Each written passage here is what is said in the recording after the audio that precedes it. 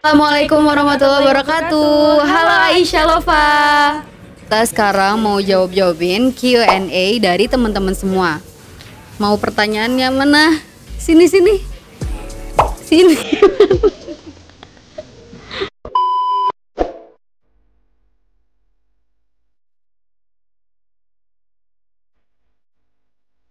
Jadi bismillah. Jadi gini teman-teman. Wafik sendiri dan keluarga Wafik itu memang keluarganya udah agamis banget. Dari kecil emang udah diajarin yang namanya agama. Kita maksudnya gimana ya? Bukan terlalu fanatik atau apa gitu, tapi memang dari kecil kita udah diajarkan hal-hal yang berbau agama, dan Wafik pun memakai hijab itu dari Wafik bayi, dari Wafik umur berapa bulan udah dipakai hijab. Dan dari situ kita kebiasaan dan menyadari bahwa hal itu memang penting untuk kita, karena udah Allah perintahkan dalam Quran surah Al-Ahzab ayat 59. Di situ kita disuruh menutup kepala, dada, dan sekujur tubuh kita gitu, agar kita tuh nggak diganggu sama orang lain. Kan Allah berfirman kayak gitu pas pada zaman Rasul gitu. Dan memang itu juga kewajiban kita sebagai seorang muslimah gitu. Kalau misalnya kita nggak berhijab, mungkin ya banyaklah kejadian-kejadian yang diperkosa atau dijailin atau dicuit-cuitin gitu kan. Banyak banget kejadian kayak gitu. Jadi itu sebenarnya balik lagi ke diri kita, itu kesadaran diri kita masing-masing gitu, sampai kapan kita mau berhijab gitu kan. Sedangkan kalau kita nggak berhijab, sehelai rambut aja kita kelihatan, maka itu orang tua kita, ayah kita, terutama ayah kita akan selangkah demi selangkah tuh bakal masuk neraka. Nah teman-teman, mau nggak kalau misalnya ayah kita atau ibu kita tuh masuk neraka gara-gara kita nggak pakai hijab? Jadi tuh balik lagi ke diri kita sendiri. Kita udah ada niat belum nih buat membenarkan hijab kita? Mungkin kita udah berhijab tapi belum syar'i gitu ya, tapi kan yang namanya berhijab itu nggak langsung plek, langsung istiqomah, nggak bisa gitu, tapi kita butuh step by step, perlahan gitu. Yang penting kita niatkan tulus karena Allah, insya Allah lillahi ta'ala, maka Allah permudah segalanya tuh. Jadi Amel itu kan berjilbab itu dari SMP ya. Dulu pas SMP itu kayak ya udah berjilbab karena disuruh ayah gitu. Nah tapi Amel mulai sadar kayak oh emang itu kewajiban gitu loh. Dan Amel kebutuhan. Iya, suatu kebutuhan. Dan Amel juga kayak perlahan-lahan terus setelah lulus SMA baru Amel kayak benar-benar syar'i gitu. Jadi ya semuanya butuh proses, dan Amel sadar kalau itu tuh emang kewajiban kita gitu sebagai seorang muslimah.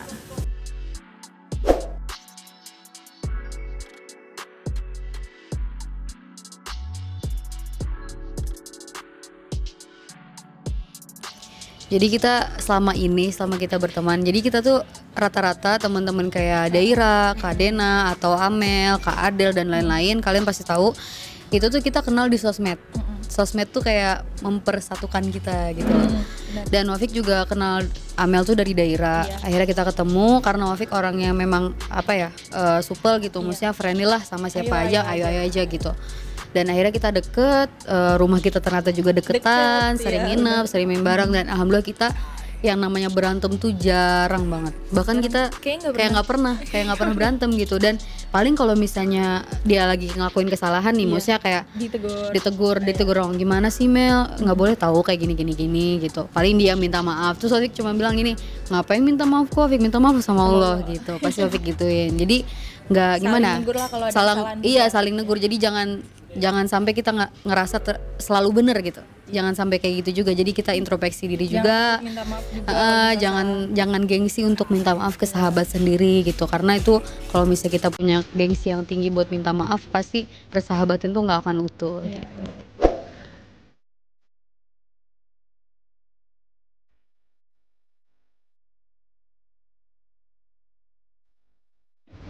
Pertama kali kita Ayon Cakung di mall kita ketemu. Jadi waktu itu kita Wafik sama Daira tuh foto endorse kan. Terus habis itu tiba-tiba dia nimbrung tuh si Amel. Wafik tuh sebenarnya udah tahu dia dari lama di sosmed. Wafik dari kelas 11 kalau nggak salah. Wafik pas Amel belum bener-bener mantep berhijab gitu kan. Dan Wafik lihat-lihat di explore, kayaknya ini orang kalem banget gitu, kayak judes gitu kan. Tapi pas ketemu aslinya, wah ternyata juga ya samalah, agak gesrek juga gitu kan. Kalau sama Wafik ya nggak ada malunya juga gitu kan. Jadi kita sama-sama saling sharing satu sama lain gitu, dan akhirnya kita benar-benar deket, sering main bareng, nginep gitu. Iya, karena rumahnya juga deket, jadi kalau ada apa-apa gampang gitu, Mel kesini Iya, langsung iya. gitu. Cuma naik ini juga naik Grab cuma Rp1. Iya kan Mel? Iya beneran Rp1 doang gitu. Jadi deket banget.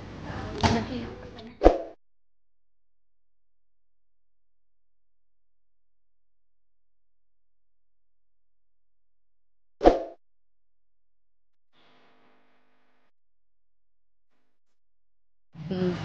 Sebenarnya Wafik sih untuk memilih jurusan itu nggak harus apa ya, maksudnya yang pengen Wafik pelajarin gitu. Kalau ekonomi syariah kan berarti kita di bidang bisnis contohnya, atau kayak apa namanya, kayak hitung-hitungan gitu kan. Gimana sih cara kita bisa memanage uang gitu, ekonomi syariah.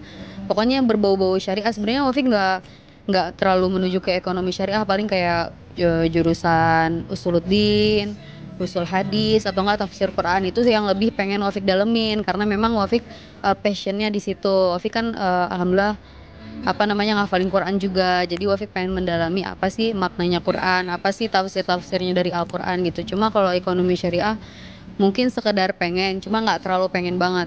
Kalau kerja ya Wafik nggak tahu karena Wafik belum ngerasain gitu.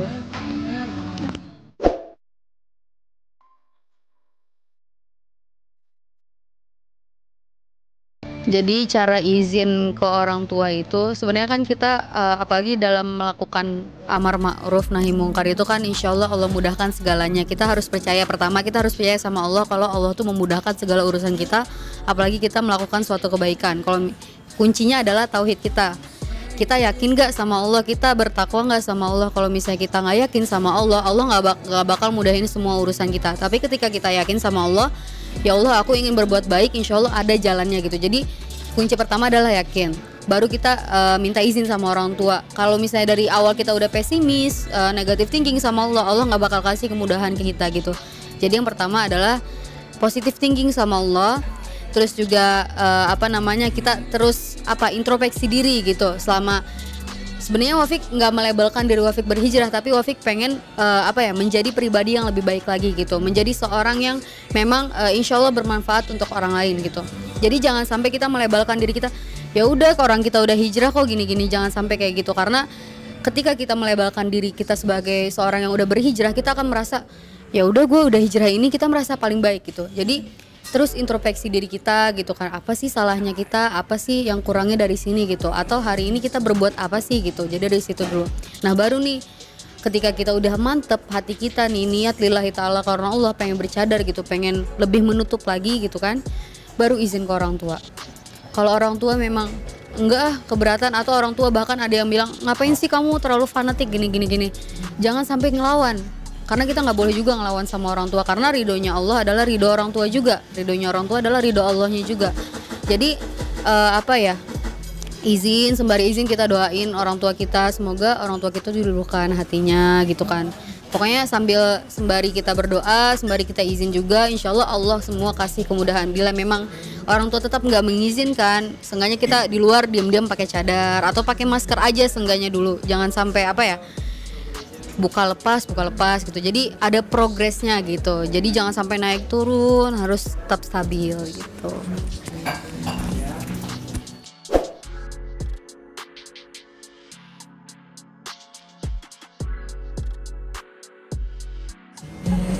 Yang penting pertama itu bersyukur ya.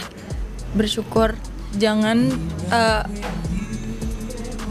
juga ngerasa kayak bener sendiri gitu. Jadi kita ilangin rasa hasad dulu dalam diri kita, ya Vika.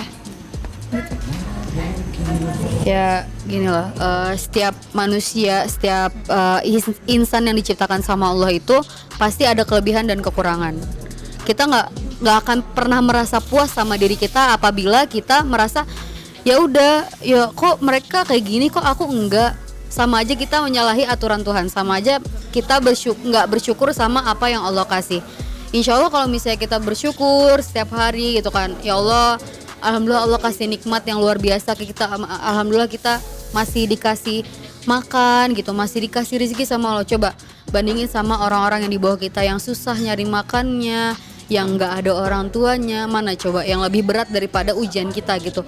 Kita sedikit dikit aja mengeluh apa yang iya, bandingin. Kita selalu ngeliat yang di bawah, jangan selalu ngeliat yang di atas kita. Kalau misalnya kita selalu ngeliat yang di atas kita, kita merasa nggak pernah puas gitu sama diri kita. Jadi selalu bersyukur, selalu ngeliat yang di bawah kita gitu, banyak-banyak bersedekah, karena dengan sedekah juga kita pasti ngerasa oh masih ada yang di bawah aku gitu, aku harus bersyukur atas apa yang Allah kasih gitu. Omongan kita juga buat diri kita juga ya. Iya gitu.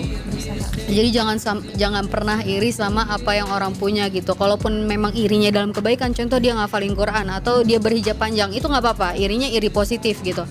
Jadi jangan sampai iri, dia punya ini, masa aku nggak punya sih, malah irinya ke arah yang negatif gitu. Jadi kalau iri positif nggak apa-apa gitu.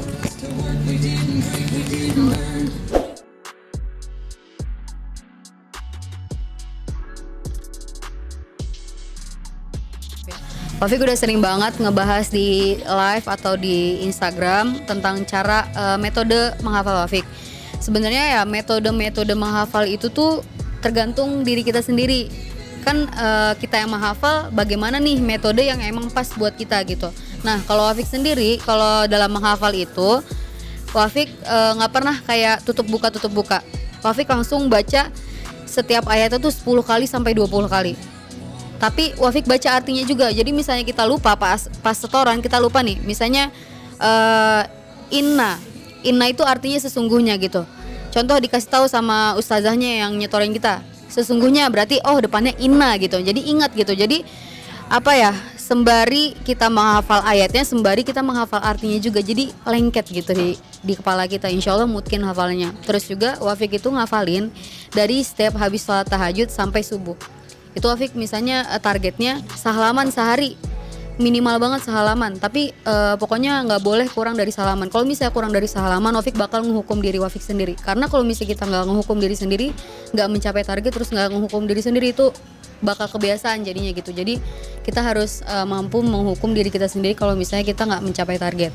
Jadi sehalaman sehari Wafik ulang satu ayat 10 kali sampai 20 kali, sampai Wafik sehalaman itu Wafik ulang sampai 10 sampai 20 kali, baru Wafik tutup Quran, dan insya Allah itu udah mungkin. Dan nanti habis maghribnya kalian ulang satu halaman itu sampai 10 sampai 20 kali.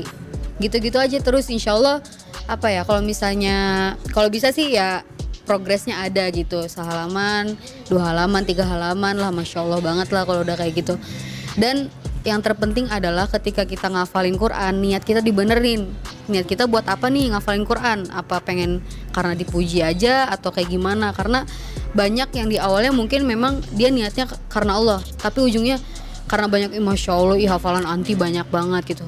Jadi niat itu penting buat kita restart tiap hari. Sama kayak komputer kalau misalnya lagi hang, pasti kita restart kan. Nah sama kayak niat kita kalau misalnya kita niatnya udah hang gitu, udah jelek, maka restart lagi gitu. Ya Allah, aku niat karena Allah Subhanahu wa taala, semuanya karena Allah. Aku lakukan semua karena Allah gitu.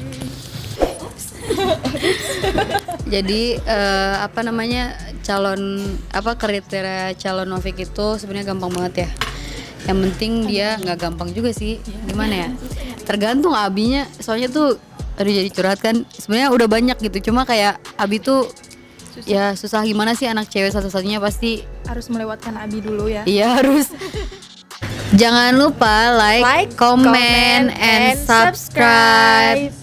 YouTube-nya di bawah sini. Dan jangan lupa share ke teman-teman kalian, insya Allah bermanfaat.